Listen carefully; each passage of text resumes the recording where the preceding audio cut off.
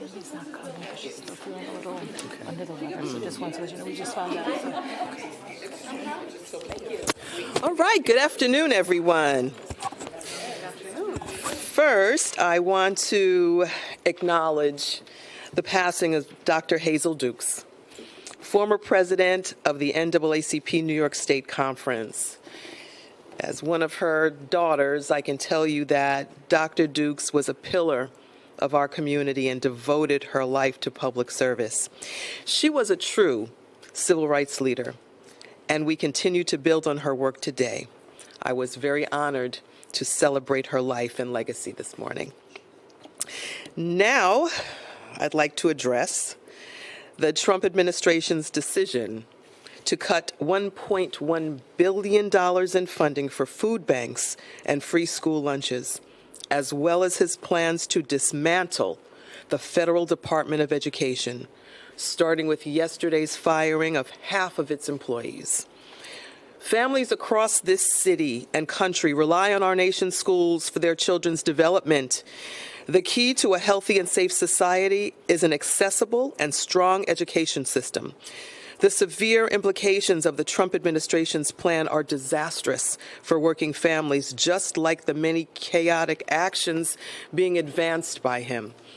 While the Federal Education Department provides less than 10% of the nation's public school funding, its major role is supporting students from working-class families, including students with disabilities. New York City schools, like those across the country, are largely funded by city and state taxes. But federal funds support critical programming for low-income students with disabilities and financial aid for working-class students to attend college. These programs are essential to the education of Americans and New Yorkers and are an attack on the country's working-class families. None of this helps our students, teachers, school staff, or the working families counting on our federal government to do its job to ensure that every child can succeed. The gutting of our federal education department, the chaos that economic forecasters say is pushing us towards a recession, and the gross violations of civil rights and the United States Constitution are not making life easier for the working people in our city and our country. This orchestrated fear and chaotic uncertainty is tanking the health of our country and our economy. It seems to be authoritarian rule for the sake of demonstrating power, but not to help any hardworking American. We cannot allow ourselves to be desensitized. Each dangerous action brings us closer to tyranny, weakens the country, and hurts our city and New Yorkers. We must speak clearly about the impact on the people who rely on our leadership and unite to defend our democracy and each other. There's a lot of work ahead of us, but this council is committed to fighting for New Yorkers and their needs. Before I continue, though, I do want to take a moment to recognize and welcome students from Columbia Journalism School and their professor, Juan Manuel Benitez, who have joined us today. Welcome back to the Red Room at City Hall, everybody. Good to see you all. Now we'll move on to our stated agenda. First, we'll vote on the following land use items. H&H operating agreement will amend the New York City Health and Hospitals operating agreement to clarify H&H ownership of 9 properties. The properties are located in the districts of Deputy Speaker Ayala and Council members Marte, Abreu, Dinowitz, Stevens, Hudson, Osei, and Banks. Queens Future map change and amendment. This is the first of several expected private applications for land use approvals needed in order for sites to be eligible to participate in the state-led process to award up to 3 gaming facility licenses downstate, including in the city. The application is seeking to redevelop the parking lots of Citi Field into a casino complex that would include a food hall, music hall, hotel, convention space, parking, and 20 acres of new public park space in Councilmember Moya's district. 1093-1095 Jerome Avenue, UDAP, will facilitate the development of a new 11-story residential building with approximately 59 affordable units in Councilmember Stevens' district. 2201 Davidson Avenue will facilitate the long-delayed rehabilitation of one building with 48 affordable residential units under HPD's third-party transfer program in Councilmember Sanchez's district. The council will also disapprove Ledive's application for a revocable consent to operate a sidewalk cafe in Councilmember Marte's district. Next, we'll vote on the following finance items. Resolution 791, sponsored by Councilmember Justin Brannan, to approve the new designation and changes in the designation of certain organizations to receive funding in the expense budget. Today, we'll also vote on the following pieces of legislation. Resolution 740, sponsored by Councilmember Lincoln Ressler, would call on the state legislature to pass and the governor to sign S.590 and A.3665, which would protect ballot access for charter revision proposals from being blocked by mayoral enacted charter revision commissions and increase transparency requirements for commissions. Resolution 57A, sponsored by Deputy Speaker Diana Ayala, calls on New York State to create a program to provide food benefits for those not eligible for existing benefits, including anyone over 55 meeting existing income eligibility requirements. Resolution 41A, sponsored by Councilmember Alexa Aviles, which calls on the New York State Legislature to pass and the governor to sign S.2082 and A.3474 to create the New York State Working Families Tax Credit. Resolution 717, sponsored by Councilmember Crystal Hudson, which calls on the New York State Legislature to pass and the governor to sign A-270 and S-141, also known as the Access to Representation Act, which would establish the right to legal counsel in immigration court proceedings and establishes consistent funding streams for immigration legal services for New Yorkers. Resolution 714A, sponsored by Councilmember Shahana Hanif, calls on the New York State Legislature to reintroduce and pass and the governor to sign A-3506, S-2235, also known as the New York for All Act, which would regulate the discovery and disclosure of immigration status by New York State and local government entities. Introduction 564A, sponsored by Councilmember Gail Brewer, would amend the New York City Charter and Administrative Code to require that Department of Records and Information Services, or DORIS, maintain a publicly accessible and searchable online database with every post that any official government account has shared on a social media platform. All agencies and offices of elected officials would be required to provide DORIS with information about any official social media accounts that are associated with the agency or elected official in a form designated by DORIS. I invite Councilmember Brewer to the podium to discuss her legislation. Thank you very much. Thank you very much, Madam Speaker. And I want to say that social media posts are official government records. Intro 564 requires DORIS to maintain a publicly accessible and searchable database, as you heard, of the media posts and websites of government officials, and requires agencies and officials to provide DORIS with a list of each social media account in use. Some social media accounts, such as NYPD Chief of Department on Twitter, are carried over from one administration to the next, but others are unique to the individual, like at NYPD Dardy on Twitter, which was recently deleted. All need to be captured and put in the archive forever. Because of my history of supporting municipal archives, I feel strongly that such records are now part of our history and must be saved for future generations. As council member previously, students, I've been here forever, and chair of government operations, I took on Mayor Bloomberg's administration when they wanted to merge DORIS and DCAS. That's the agency that deals with buildings. No way. I enlisted the help of every archivist in New York State, and we made sure no such merger took place. When de Blasio mayor took over, he undid the merger deal, which was then on the desk of the Corporation Council. The rest is history. And we have an excellent commissioner now of DORIS, Pauline Toole, and she understands the importance of permanent government records. It's foremost in her agency's mission. The way it works is software can scrub for the social media accounts that are listed as official, but there are other ones that are official, but they aren't listed. And that's what this bill would do, would make sure that they are also included in archival material. Thank you very much. Oh, that's good stuff, yeah. Thank you. I love saving DORIS. That was great.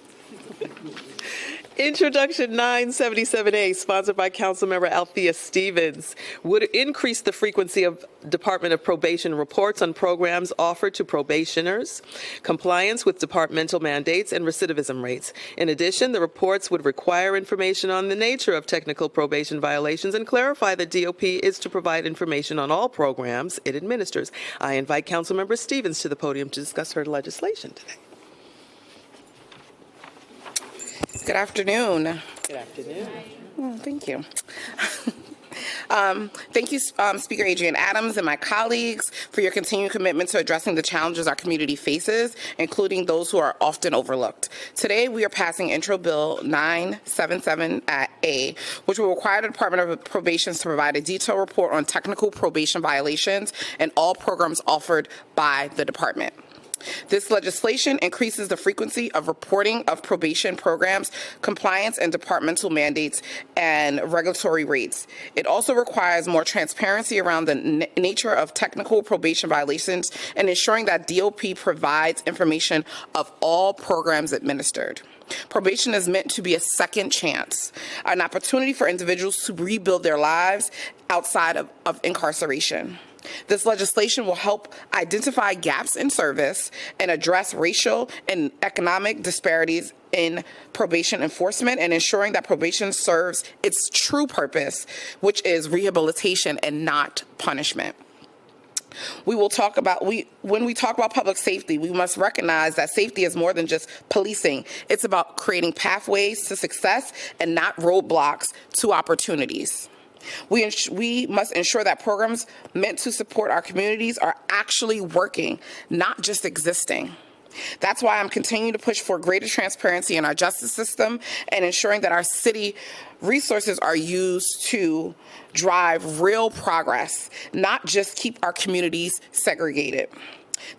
With this bill, we take a meaningful step towards making sure probation is a tool for opportunity and moving forward and allowing new chances for all those who had an issue.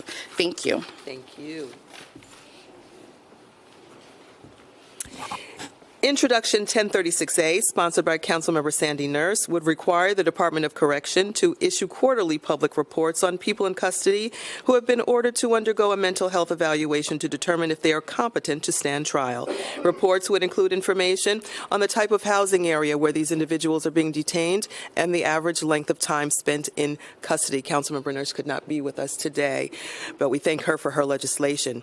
Introduction 420A, sponsored by Councilmember Carlina Rivera, would require DOC to establish a child visitor program to improve the experience of children visiting department facilities and report annually on the status of the program. All new city jails would also be required to have a specifically designed visiting area for child visitors. I invite Councilmember Rivera to the podium to discuss her legislation. Thank you, Madam Speaker, for your leadership on our criminal legal system and the reforms that we desperately need in order to make Rikers Island and our justice facilities safer for those that are visiting and those that work there. Again, I want to thank everyone for this opportunity to deliver remarks. This is Intro 420, my bill that we are voting on today.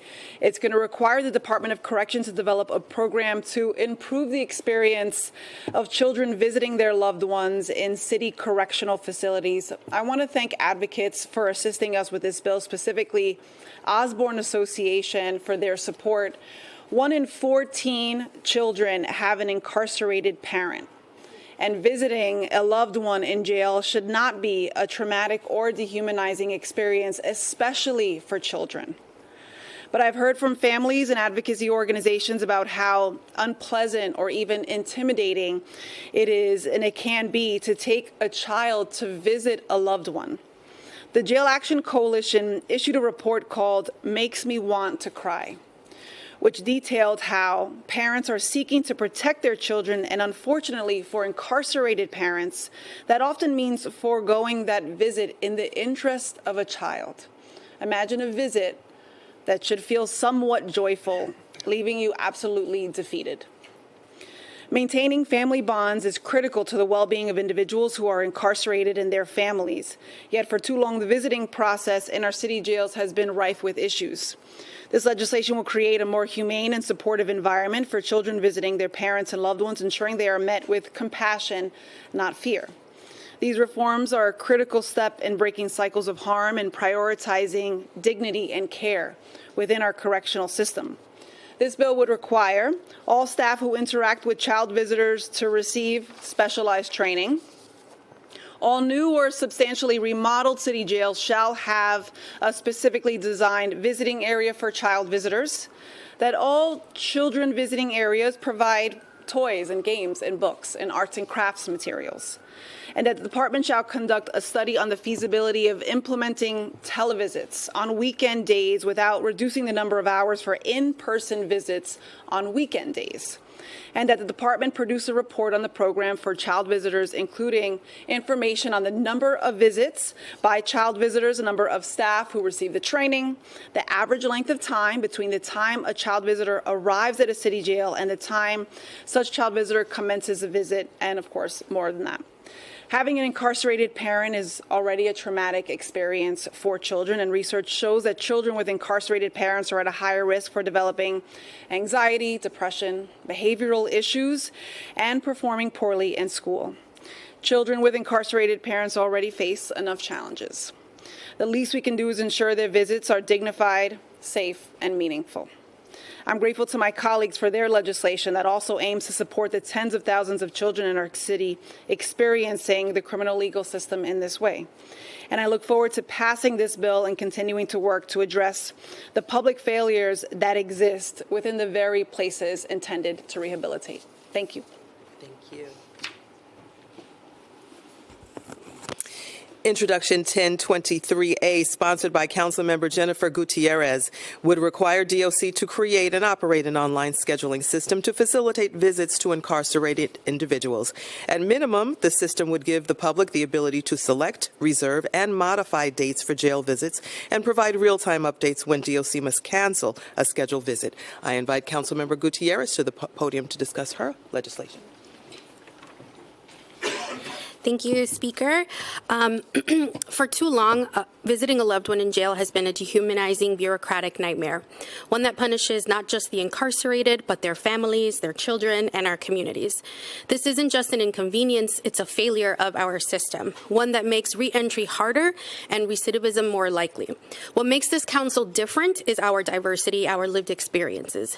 Many of us, myself included, have made the difficult journey to Rikers. We know firsthand the toll it takes, and that's why when we pass laws like this one, we do so with purpose and urgency. The Family Connect Act changes the status quo. It ensures visitation is accessible, transparent, and dignified, what it always should have been. By creating an online system to schedule in-person visits, we remove barriers that have kept families apart for too long. It also includes a communication mechanism and a report to ensure that this system can't be used to reduce visits or unilaterally deny visits, and will give both individuals and the public a detailed understanding of why visits might be denied. This is about more than efficiency. It's about justice and humanity. 87% of people at Rikers are in pre-trial detention. 50% have a mental health diagnosis. And in New York City, only 30% of deposed trials result in a guilty outcome. Yet families are forced to endure punishment alongside their loved ones for crimes that most have not even been convicted of. With this bill and the ones from my colleagues today, we are saying family bonds matter, dignity matters, and every person in our city deserves a system that treats them with respect. I want to thank Madam Speaker and her team for continuing to deliver for families here in New York. And of course, I want to thank Committee Chair Nurse for her leadership and support of this bill, as well to all my colleagues, and congrats. Thank you. Thank you.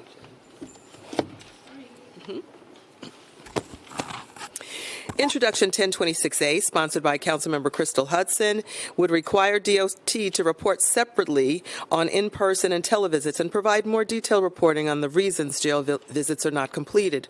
The bill would also require DOC to record interactions in which a person in custody is informed without a visitor and refuses to attend the visit, and upon request, provide those video recordings to defense attorneys. Next, we will vote on a package of bills related to improving the experiences of our foster youth. In Introduction 1052A, also sponsored by Councilmember Hudson, would require expansion of the Foster Youth Experience Survey that ACS is required to distribute annually to foster youth. This bill would expand that survey to include questions about experiences relating to gender expression, gender identity, sex characteristics, and sexual orientation, and would allow foster youth to express any additional feedback about their experiences. Finally, this bill would require the survey to include questions relating to a foster youth's relationship with ACS workers instead of asking solely about their foster parents and placement. I now invite Councilmember Hudson to the podium. See, I'm thinking about that the whole time. I know, it's a distraction. That's what it's doing. It's that. It's distracting me. Pull it out. It doesn't get old. It never gets old. We're the same height now. We are. Good afternoon, and thank you, Madam Speaker, for giving me the opportunity to speak on a couple of my bills that the Council is voting on today. I'm proud to pass Intro 1026 to reform reporting requirements for jail visits. In late 2023, the nonprofit news organization The City released an investigation that revealed the Department of Corrections canceled more than 15,000 video visits since 2020. Incarcerated individuals rely on external social support and connection for their rehabilitation and well-being, and any impediment to receiving visits from family and friends infringes on their civil liberties as they uphold their rights to due process. Intro 1026 would address concerns that correction officers are canceling visits by falsely claiming incarcerated people are rejecting the visits by requiring more detailed record keeping for jail visits. And Intro 1052 aims to strengthen protections for some of our city's most vulnerable populations. 30% of youth in the foster care system identify as LGBTQIA+, compared to the national average of just 11.4%. Many LGBTQIA+ youth who face horrendous cases of homophobia and transphobia end up in our foster care system, and this discrimination continues even in the system for many. Intro 1052 expands ACS's Foster Youth Experience Survey to include questions about the treatment of foster youth by ACS and foster care providers, as well as questions about their experiences with gender expression, gender identity, and sexual orientation. This bill will ensure that our government has the information it needs to give LGBTQIA+ youth across our city the opportunity to feel safe and protected. And two things I just want to add. One, for the students, that I mentioned an investigation by the city, and so often a lot of the legislation that we present to be passed comes from the reporting done by so many of the amazing reporters we have here in New York City. And also, I want to note that only under the leadership of a majority women council do you have a package of legislation like what we're passing today to provide dignity to people who are incarcerated and to LGBTQIA+ communities. Everybody right now is under attack, and it's really important that we continue to support and bolster the leadership that we have here in the City Council, including by our Speaker, Adrienne Adams. Thank you. You can stay. Thank you very much, Councilmember Hudson. Introduction 56A, sponsored by Councilmember Chiosei, would require ACS to survey and report annually on the number and placements of LGBTQIA+ foster youth, including their racial and specific LGBTQIA+ identities. Councilmember Osei could not join us today, but we thank him for his work on this bill. Introduction 81A, sponsored by Councilmember Kevin Riley, would require an audit and report on foster care placement notices. State law and regulations issued by the Office of Children and Family Services require that attorneys for foster youth receive notice of changes in foster placement 10 days in advance or within 1 business day of the change if it was anticipated. This bill would require ACS to periodically audit caseworkers to ensure that they provide notifications within an appropriate time frame. Councilmember Riley could not join us today, but we thank him for his work on this legislation. Finally, Introduction 216A, sponsored by Councilmember Shahana Hanif, would require the Department of Social Services to implement various changes to improve the IDNYC application process. The changes would improve access to appointments for IDNYC applicants and ensure that all New Yorkers with proof of identity approved under the program are not being inappropriately denied. I invite Councilmember Hanif to the podium to discuss her legislation. Hi, everyone. I'm Councilmember Shahana Hanif, and I represent the 39th Council District, which includes Park Slope, Windsor Terrace, Kensington, Cobble Hill, Carroll Gardens, Columbia Waterfront, Gorham Hill, and Borough Park. Today, the Council will vote on my bill, Intro 216A, the Access to IDNYC Act. Thank you to Deputy Speaker Ayala, Councilmember Brewer for introducing the bill alongside me, to Immigration Chair Aviles for moving it through the committee, and to Speaker Adams for bringing it to the floor today. And I want to give an extra thank you to Speaker Adams for being one of the very few top leaders that have consistently shown that immigrants are welcomed in our city. So thank you.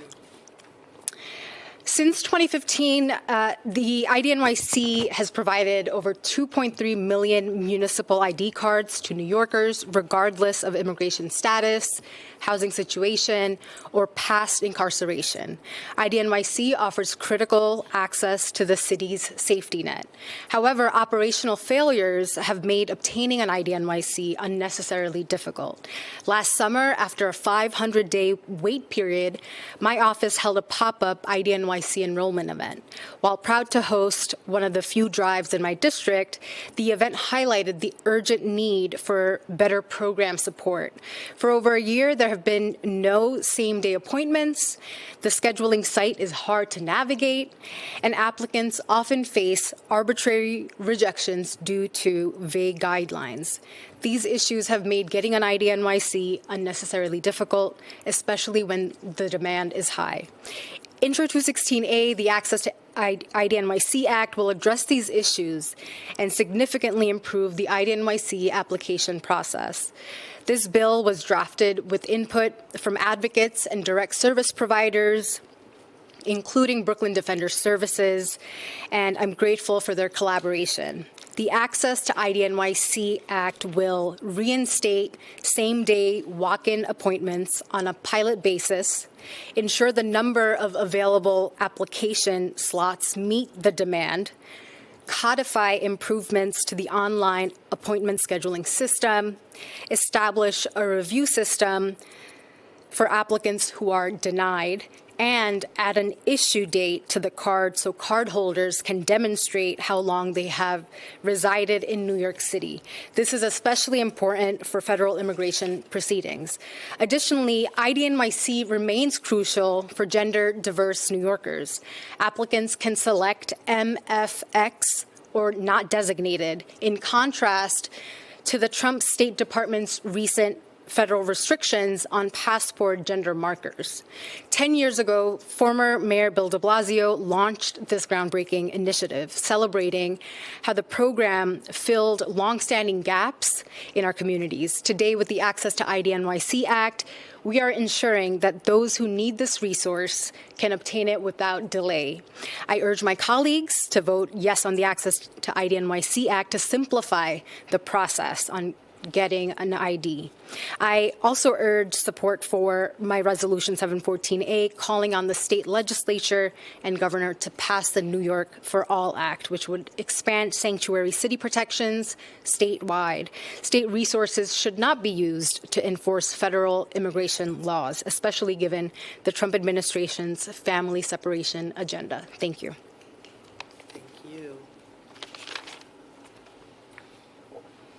Okay, that concludes our stated agenda, and with that, we will take on-topic questions first on the items being voted on today. Questions on the bills?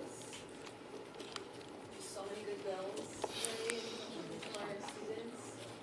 The studies that you would like to be conducted for the child care and for the incarcerated parents, do you have a projected timeline that you'd like that to be completed by? Ideally, we're looking to work with them as soon as possible. We've actually been negotiating this bill. It feels like months at this point. So hopefully within the next few months, we'll get a date that it can be implemented and the report will be issued. It typically takes the administration quite some time to issue reports, but we're working closely together.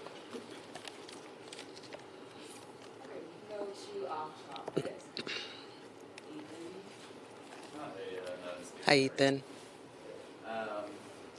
So, during your state of city last week, the mayor did not show up. And, obviously you're running against him, you call him to resign.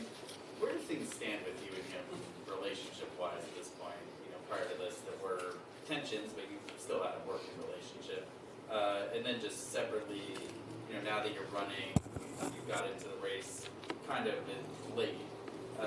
How are you going to be able to raise money quickly and, amass support quickly? Thank you for the question. The mayor and I continue to be cordial. We are about to embark on our fourth budget. I'm excited about it, and I expect that we will once again maintain our cordial relationship while we work towards a great budget for the city of New York. As far as the other question about the campaign, I'm really confident that my campaign is going to be able to raise money, to have the strong operation that helps reach New Yorkers and win the race. There is a desire for steady leadership that works for New Yorkers and doesn't come with the distractions or scandal. I keep saying, you know, no distractions, no scandal, no nonsense. That's going to be our motto. So, and we're building on a diverse coalition. We're really proud of that, of voters who want proven leadership of the city that delivers results for New Yorkers and defends against the threats of this federal administration. Hi, Kelly. Good. How are you? Good. I also wanted to ask you about your campaign. Who are you looking exactly to get support from? What does your coalition look like specifically? And how do you see yourself distancing yourself from that coalition that Mayor Adams might be looking to get in his supposed re-election campaign, and distance yourself from the voters that Cuomo's trying to get? Then I wanted to ask you a question about Tom Homan, who's in Albany today meeting with Republican lawmakers. I wanted to know if you as a council or you as a speaker have reached out to him to communicate with him in general about ICE's activity in the city, what's going on with Mahmoud Khalil. I'm just wondering, has there been any lines of communication there? We have not been in contact with Mr. Homan. We are watching his operations and the way that he is moving throughout the city and state to determine what our conversations will be as a council, what possible legislation we can come through with as a council. So that's where that is. As far as coalition building between other candidates and myself, my candidacy stands alone. I have a clear path and a clear way that I want to get to this win. How other candidates are choosing to move and operate within their own campaigns and operations, I don't know that. I just know that, again, mine is going to be building strong coalition between all of the boroughs, my own in Queens, the Bronx, Manhattan, Staten Island, Brooklyn.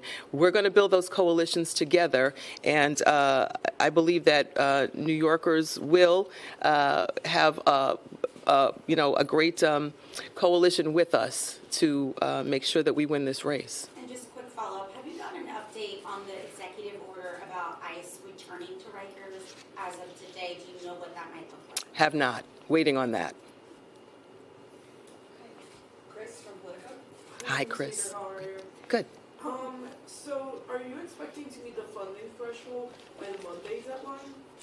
Well, as far as the Monday deadline is concerned, we are still, we're not going to make any predictions.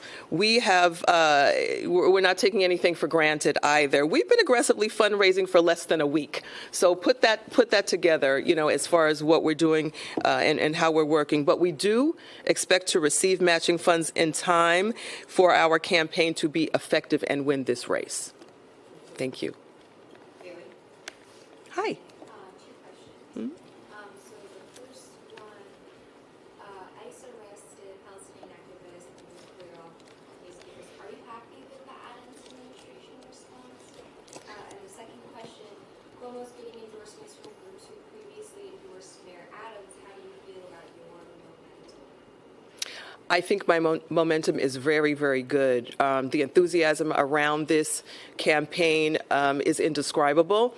The electricity around this campaign is fantastic. I think folks were waiting for a breath of fresh air, so I'm really happy about that. I don't know if you were at my launch, but it was amazing. As far as Mr. Khalil, well, let me just say this. I believe that the Trump administration's actions to detain Mr. Khalil, who is a permanent resident with a green card, without legal justification, was a new low. Blatantly violating the Constitution was a new low. It's frankly something that everybody in this room should oppose, regardless of whether you agree with someone's views or not. It crosses an entirely other line towards authoritarianism. And who's next to detain without any due process? Any of us here in this room? But are you happy with the Adams administration response so far? I did not hear an appropriate answer from the Adams administration. Okay. Other off-topic questions? Hi. I wanted to ask, in January, Governor Hochul and Mayor Adams announced a $154 million plan to increase policing in subway stations. How do you plan to balance the need for public safety with calls for police reform, and what specific policies would you implement to achieve this balance? Well, thank you for the question. Thank you for being here. We've already, as a council, I think I could speak for most of my members when I say that our view on public safety tends to be an all-inclusive piece of this pie, not just policing, but we also believe that we need to protect victims of violence, and we have enacted the first trauma recovery centers in the entire state of New York, and that is looking at victims of violence so that we are taking a look at the perpetration of cycles of violence, where that comes from, because we know that cycles of violence perpetuates more violence. So the victims actually have told us this is what they want to see in order to help put an end to cycles of violence out there, which do happen primarily in communities of color. So those are some of the things that we're doing. We expect to do more as time goes on, but we take a look at the entire holistic approach when it comes to public safety, not just one piece or another. And I have a follow-up, if possible. Given the crowded field of candidates, including former Governor Andrew Cuomo, what strategies will you employ to distinguish their campaign and connect with voters? My record is a very strong record. I'm going to stand on my record as the leader of this council, which I think is, no, I don't think. It is a record that no other candidate has. I'm the only candidate that has negotiated a budget 3 times for the city of New York, now embarking on our 4th. The only candidate that has actually fought for the rights of our children to maintain their resources, the rights for our public libraries to stay open and expand service, the impactful infrastructure that we need in this city. The only candidate that pretty much has walked up those steps of City Hall for almost a decade and now almost 4 years has been the co-leader of this city. So that is my distinction. It's very, very clear. My qualifications are very, very clear, and I believe that the people, the voters, will see that as well. Thank you for the question. One more. Thank you. So the Trump administration has been pursuing a lot of policies about New York City that are not necessarily popular in New York City, whether it be the case of congestion pricing, opposing congestion pricing, the funds being pulled from Columbia University as it comes to immigration with the mayor. So just as a general approach, both now and in your campaign would you be elected, what should New York City's relationship with the federal government look like? And how would you defend the city against some of these encroachments from the federal government? Great question. Great question. We have to stay united as New Yorkers. Let me just put it. Whoever becomes the mayor, the target is still going to be in the back of New York regardless. So it's going to be up to us as New Yorkers to defend each other, to defend our city and the values that we hold dear as a city. Again, this council has stood for those values in believing that this is a city of immigrants, number one. Number two, that we have to protect everyone's rights to be here. The Trump administration is going to come after New York and other sanctuary cities as well. We're going to stand on our values. We're going to speak out when we have to. And we're also going to collaborate whenever possible. We can't put up a wall and say we will not deal with this administration. That's not my style anyway. Nor do I think that that would be beneficial to any of the millions of residents of New York. Thank you. Madam Speaker, Columbia Journalism School is going to put together a mayoral forum April 14th at noon. These reporters will be asking the questions. Yay. Some of your rivals have already confirmed. Will you be coming to the forum? I'm sure I will. Let us check our schedule, and I'm sure I will. If our schedule permits, we'll be there. Love to. Thank you for